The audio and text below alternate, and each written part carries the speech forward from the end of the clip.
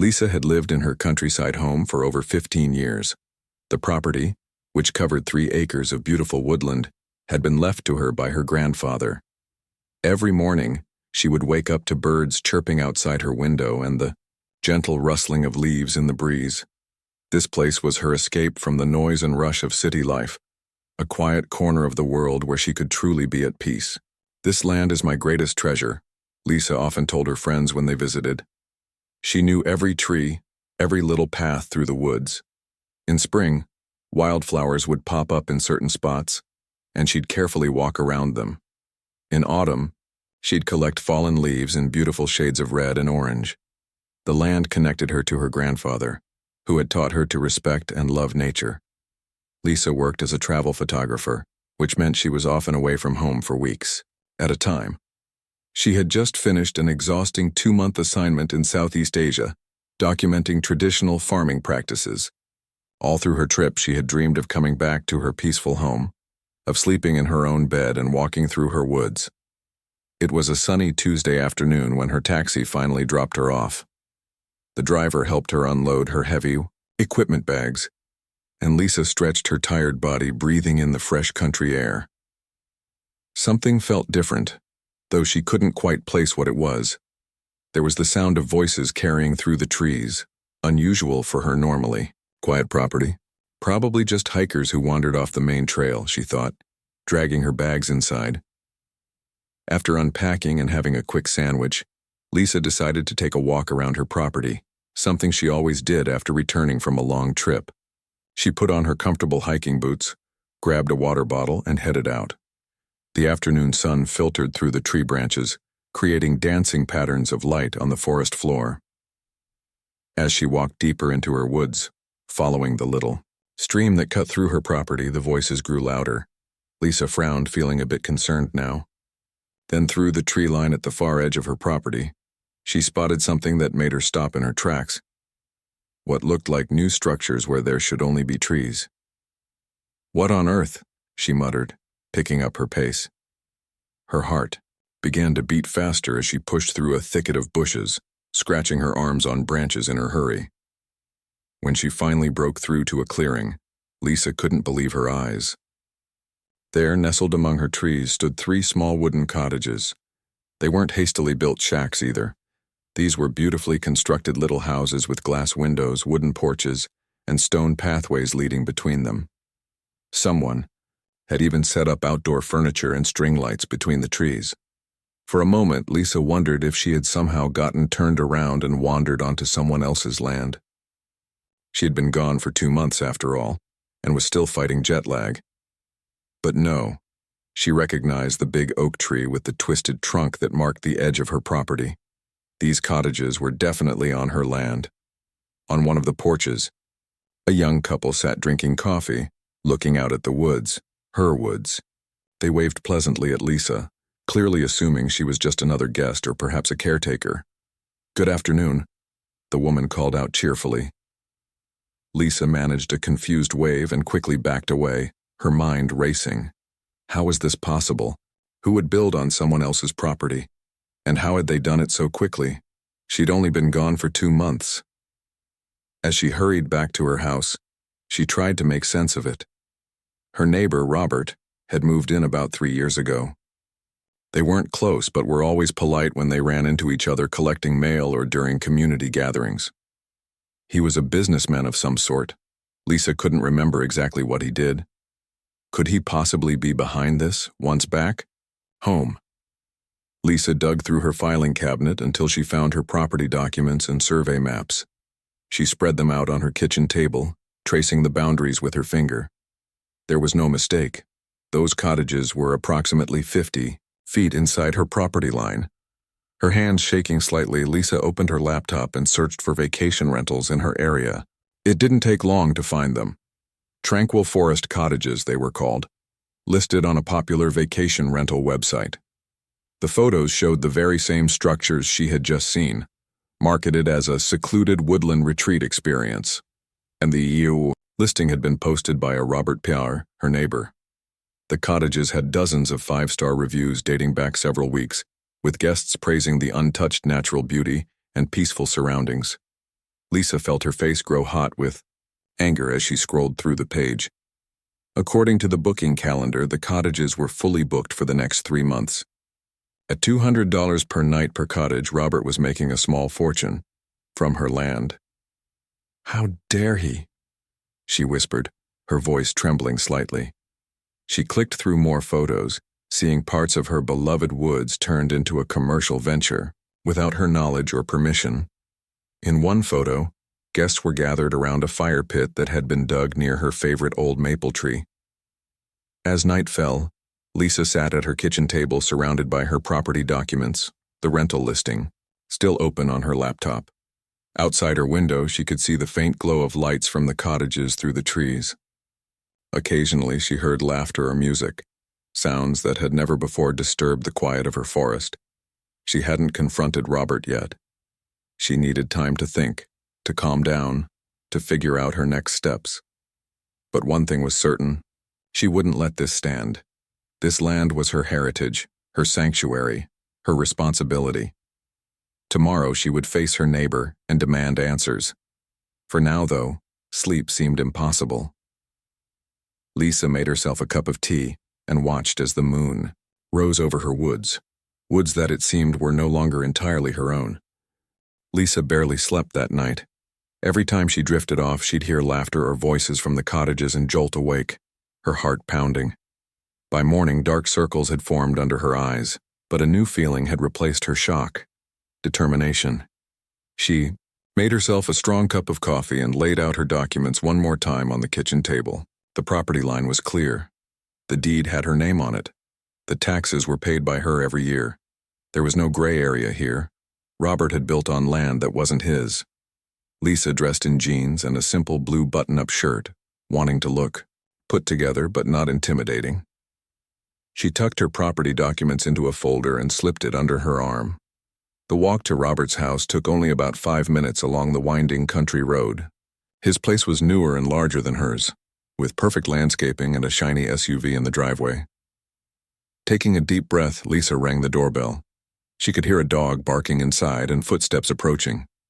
The door swung open to reveal Robert, in workout clothes, slightly out of breath. "Lisa, you're back from your trip," he said with a smile that didn't quite reach his eyes. "How was Asia?" Lisa was thrown off by his casual greeting, as if everything was normal between them. "We need to talk, Robert, about the cottages you built on my property." Robert's smile faded slightly, but he maintained a relaxed posture. "Oh, that. Come in, come in. I was just about to make some breakfast. You want some eggs?" The casualness of his response made Lisa's blood boil, but she kept her voice steady. "No, thank you. I'd just like to discuss the structures you've built on my land without permission." Robert's large kitchen was spotless, with expensive-looking appliances and marble countertops. He gestured for Lisa to sit at the island while he cracked eggs into a bowl. His golden retriever sniffed at Lisa's feet before settling down nearby. "You know," Robert said, whisking the eggs, "I've actually been meaning to talk to you about that, but you've been gone for so long. Those woods weren't being used for anything, just sitting there empty." Lisa placed her folder on the counter and opened it. "These are my property documents and survey maps. The cottages are about 50 feet inside my property line. You had no right to build there." Robert glanced at the papers without really looking at them. "Well, property lines out here can be tricky. Those old surveys aren't always accurate." "Mine was done 5 years ago," Lisa said firmly. "It's accurate."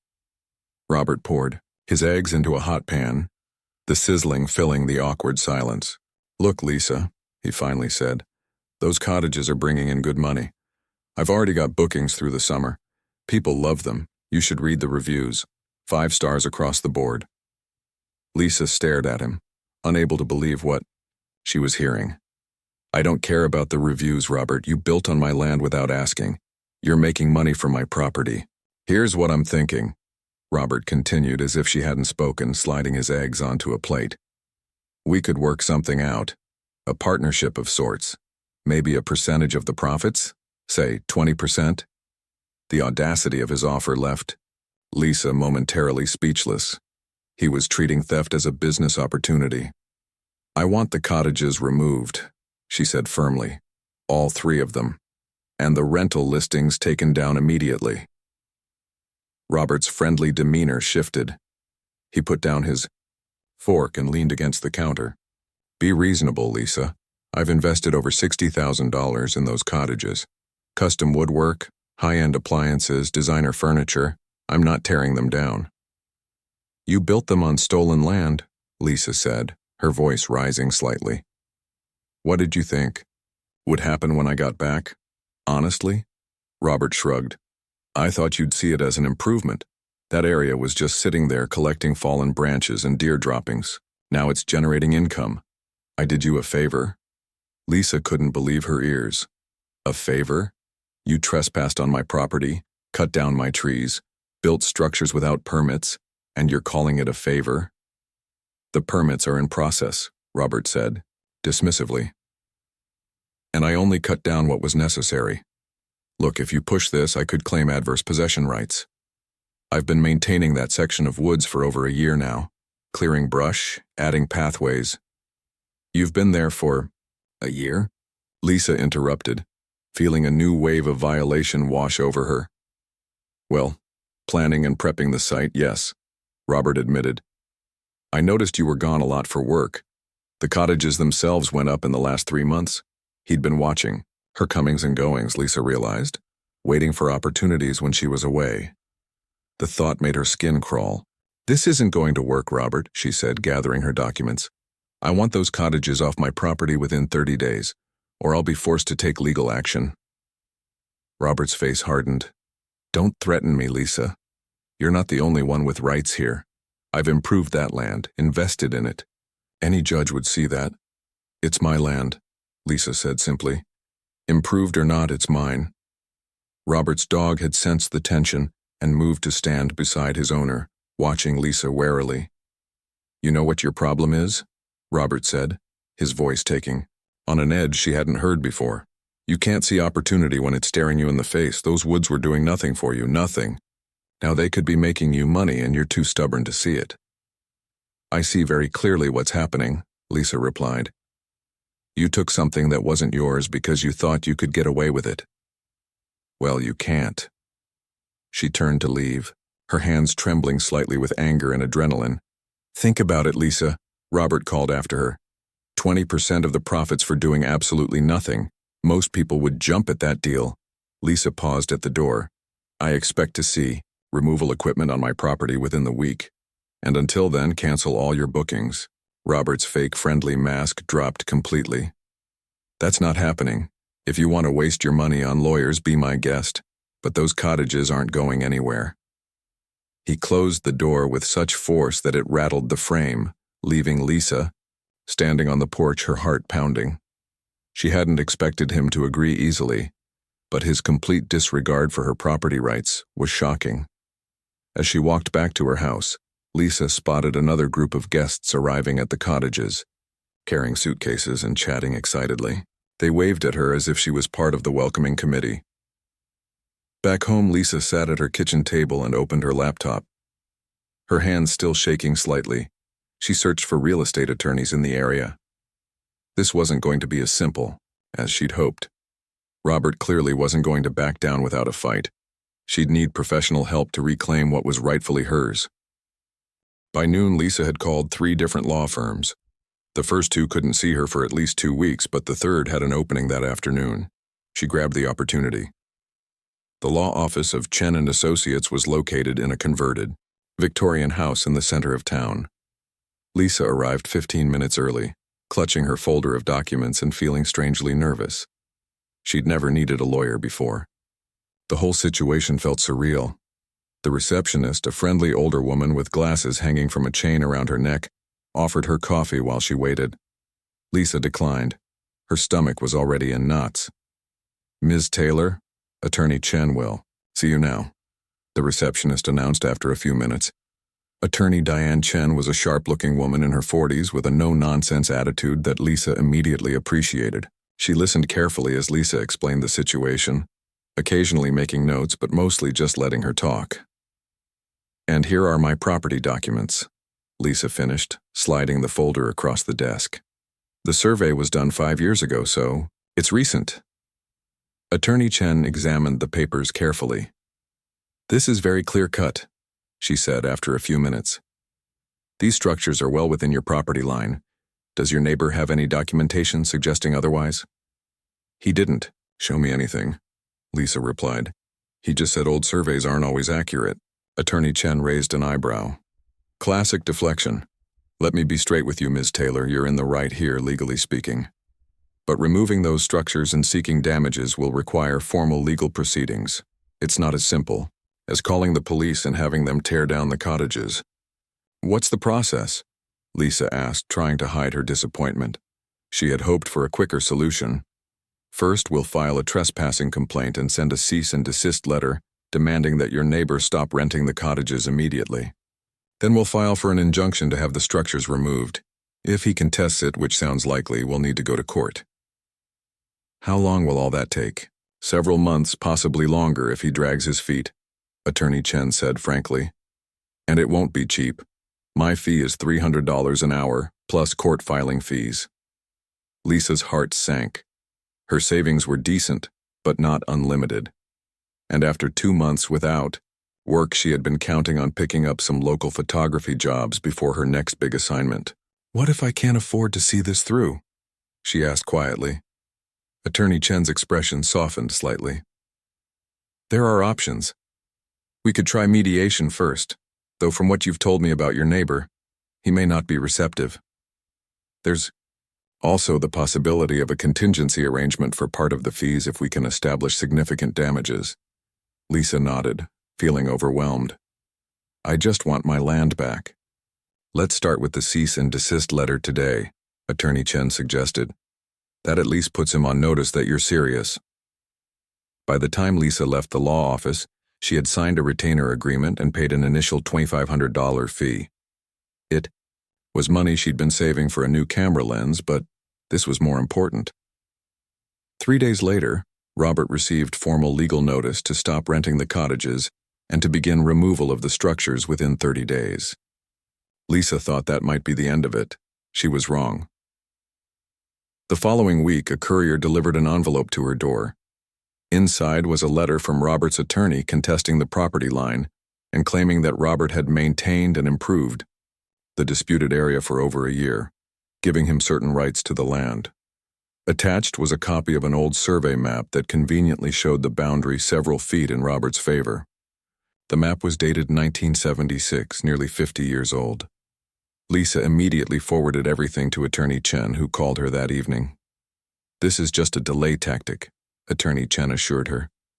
That survey is ancient, and your more recent one will take precedence, but we'll need to file a formal complaint now, which means court. Meanwhile, Lisa noticed that the cottages were still being rented out. Every day, new guests arrived with their suitcases and coolers, parking their cars along the small access road Robert had cleared through the woods. They played music at night, had barbecues, sometimes even wandered near her house thinking it was part of the retreat experience. One evening, Lisa was gardening when a young couple approached her. "Excuse me?" the woman called out cheerfully. "Are you the owner? We wanted to know if the hiking trail leads all the way to the lake, or if we should drive there." Lisa froze, trowel in hand. "I'm not the owner of the cottages," she said carefully. "Those are on my property illegally." The couple exchanged uncomfortable glances. "Oh, we didn't know," the man said. "The listing said everything was proper and legal." "Well, it's not," Lisa said, unable to keep the bitterness from her voice. "And there's no lake. That's just the creek that runs through my property." The couple retreated quickly, and Lisa felt a pang of guilt. It wasn't their fault. They were innocent vacationers caught in Robert's scheme. 2 weeks later, Lisa had to take time off from a local photography job to attend the first court hearing. She wore her best blouse and slacks, feeling strangely like she was the one on trial as she entered the county courthouse. Robert was already there with his attorney, a slick-looking man in an expensive suit. He didn't acknowledge Lisa, pretending to be deeply engaged in conversation with his lawyer. The hearing was brief and procedural. The judge, a stern older man with thick glasses, set dates for evidence submission and ordered that a court-appointed surveyor evaluate the property line in question.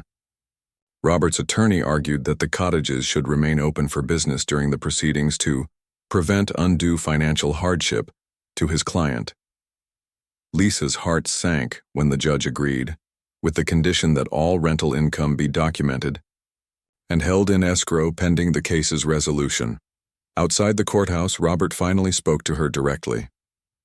"This could all be avoided, you know," he said in a low voice, his lawyer hovering nearby. "My offer still stands, a share of the profits and we both win." "This isn't about money," Lisa replied, trying to keep her voice steady. "It's about what's right. That land belongs to my family." Robert shrugged. "Family land, sentimental value. All that means nothing in business. But suit yourself. Hope you're ready for a long fight." As the weeks turned into months, Lisa's life became completely consumed by the legal battle. She had to reschedule work commitments to attend hearings. Her savings dwindled as she paid legal fees.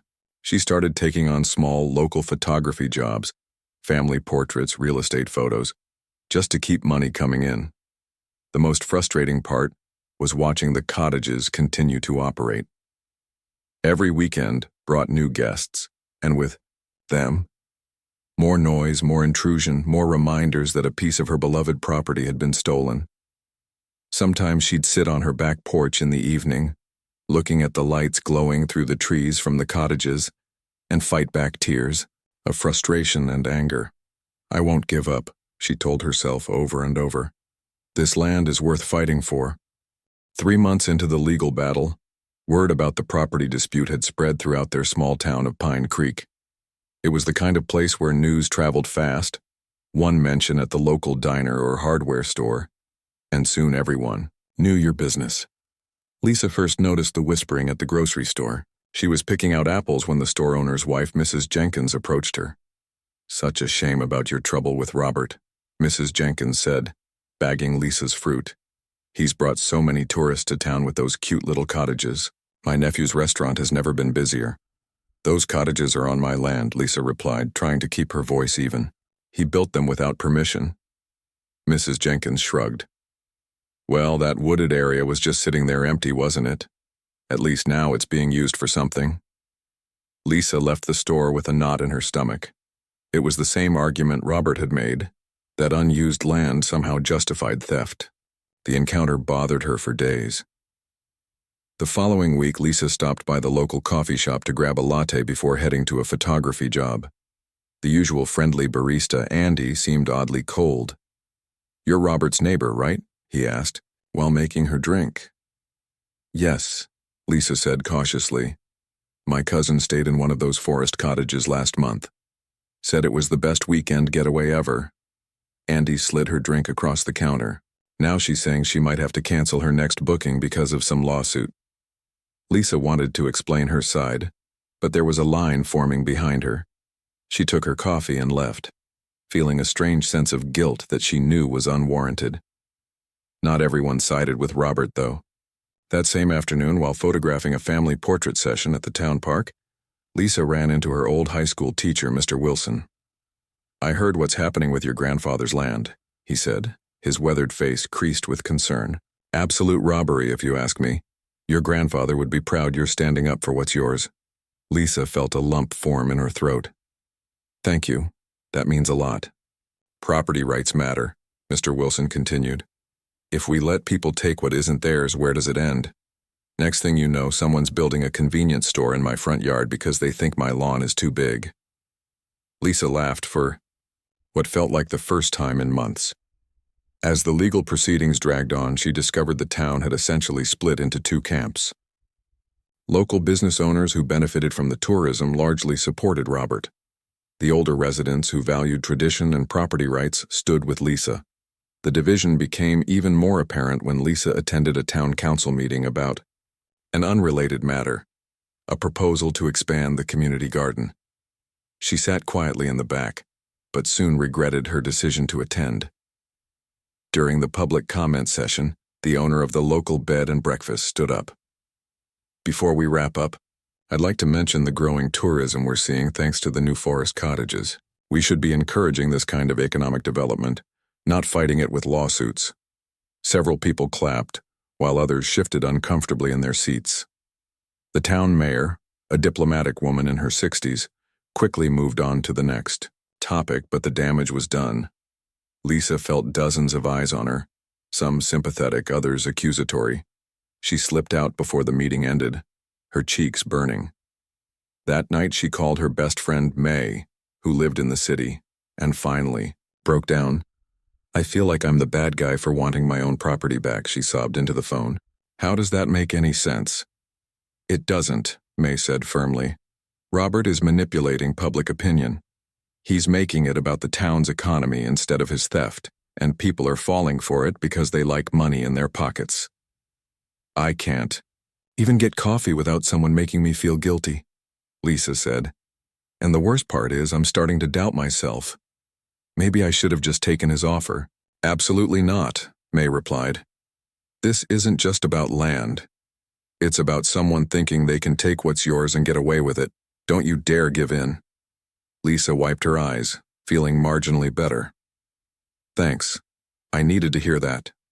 The next morning, Lisa woke to the sound of heavy machinery.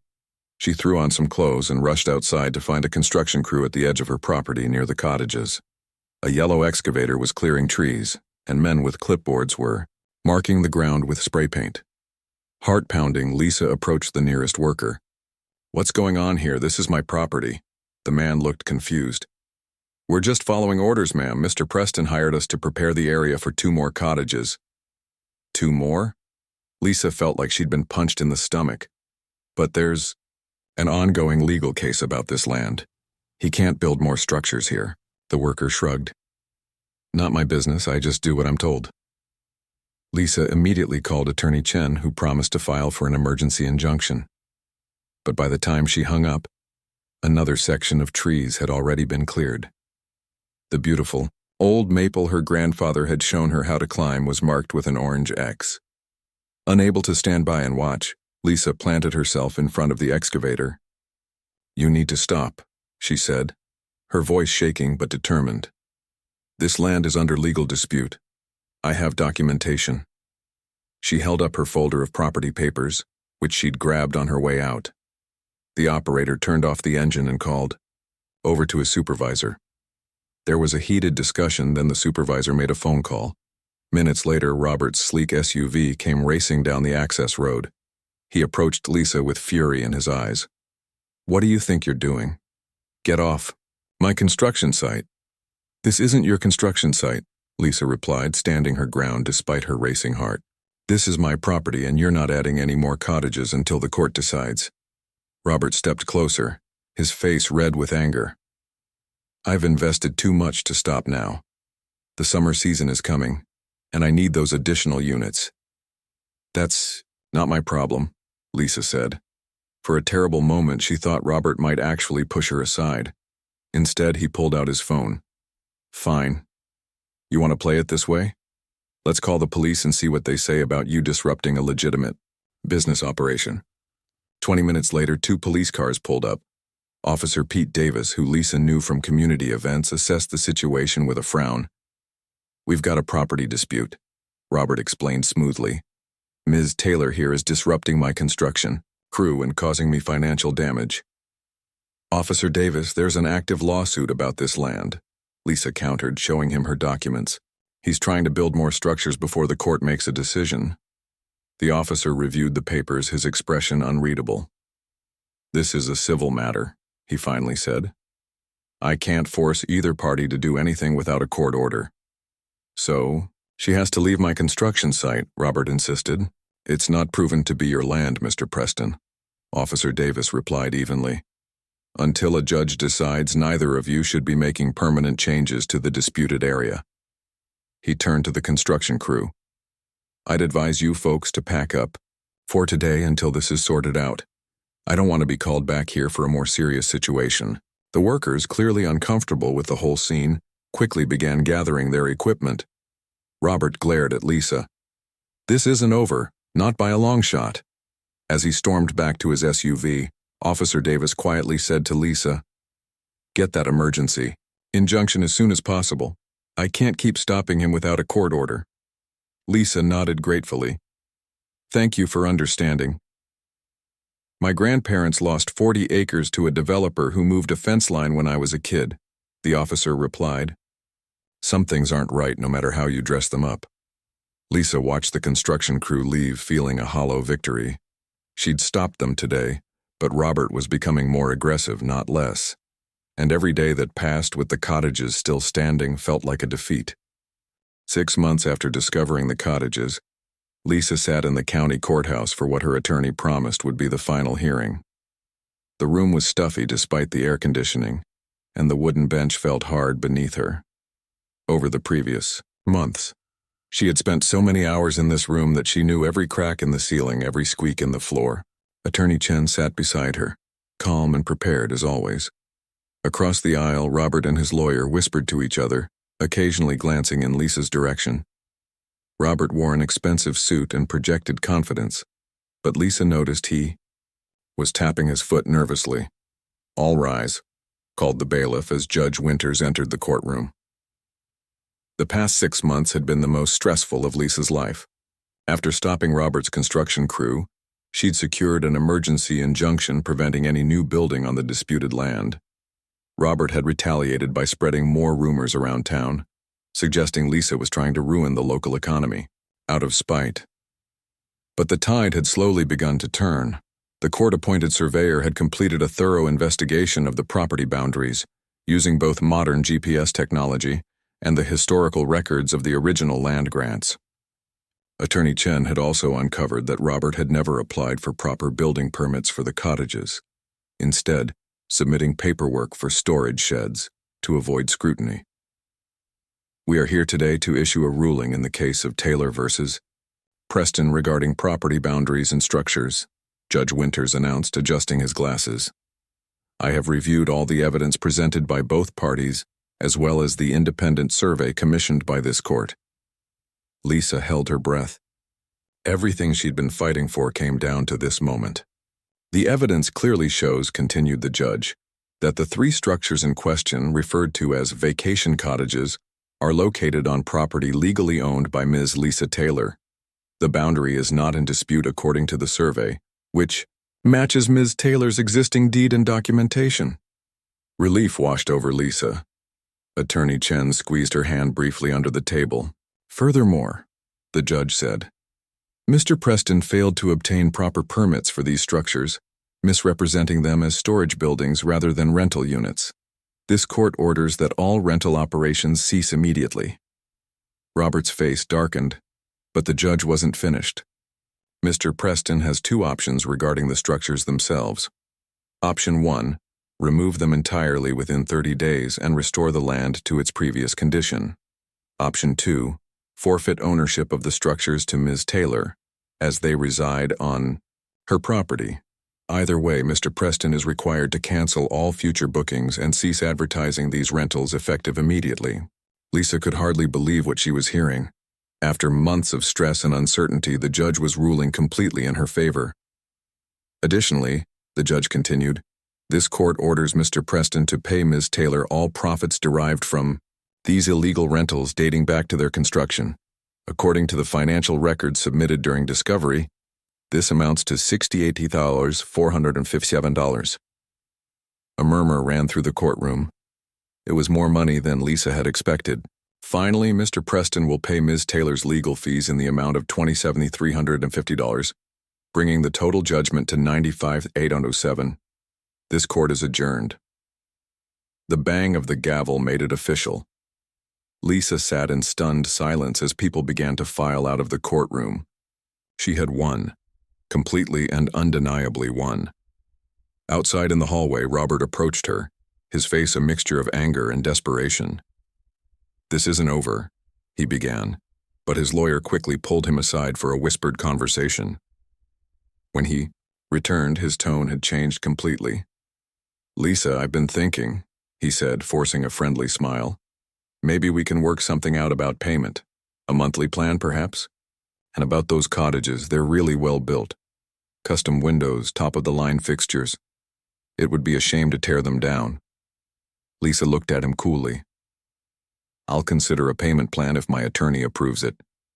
As for the cottages, I haven't decided yet. You don't know the first thing about the vacation rental business, Robert pressed. I could help you run them, show you the ropes. We could still work together on this. I think you've helped enough, Lisa replied. Attorney Chen, I'm ready to go. As they walked away, Robert called after her. You're making a mistake. Those cottages need proper management. Lisa ignored him, feeling lighter than she had in months. Over the next few weeks, Lisa had a lot of thinking to do. Initially, she had wanted nothing more than to have the cottages torn down and her peaceful woods restored. But as she walked through them, legally, for the first time, she had to admit they were beautifully built, rustic yet elegant, with large windows framing views of the trees. It would be expensive to tear them down and somehow wasteful. What would you do? She asked her friend May, who had come to visit and see the infamous cottages for herself. They're gorgeous, May admitted, running her hand along the polished wooden countertop in the largest cottage. And they're yours now, legally, free and clear. But I'm a photographer, not a property manager, Lisa sighed. I don't know the first thing about running vacation rentals. So learn, May suggested, or hire someone who does. Robert might have been a jerk, but he wasn't wrong about one thing. These could bring in good money. Lisa spent several days thinking it over. She visited the cottages at different times of day, watching how the light filtered through the trees and into the windows. She sat on the porch of the smallest cottage one evening, listening to the sounds of the forest, and realized something important. These buildings, now hers, didn't have to remain symbols of invasion and theft. She could transform them into something positive. With her decision made, Lisa hired a local contractor to make some changes. First, she had proper fencing installed around her entire property, with clear boundary markers. Then she had the access road rerouted to approach from her driveway rather than through Robert's land. Finally, she renamed the rentals Woodland Haven Cottages and hired a property management company to handle the bookings and cleaning. The first guests arrived under Lisa's ownership in early spring. She welcomed them personally, giving them a tour of the woods and showing them the small creek where her grandfather had taught her to catch minnows. Unlike Robert's guests, hers would understand and respect the land they were visiting. As for Robert, he eventually sold his house and moved away, unable to face the community after the truth about his scheme became widely known.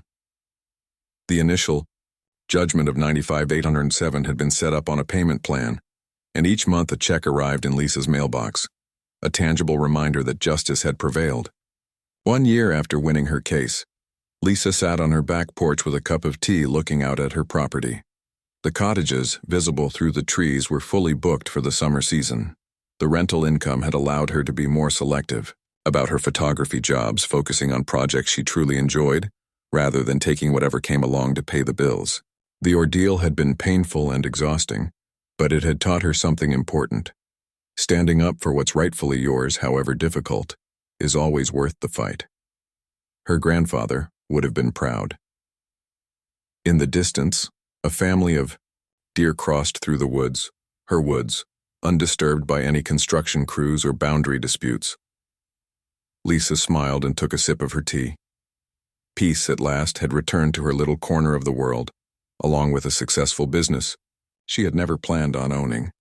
Sometimes, she reflected, justice comes with unexpected gifts. The land that had been in her family for generations would remain protected, and now it was also helping to secure her future.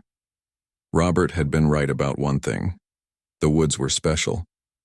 Not because they could be exploited for profit, but because they were worth protecting, worth fighting for, and worth sharing respectfully with others who would appreciate their beauty.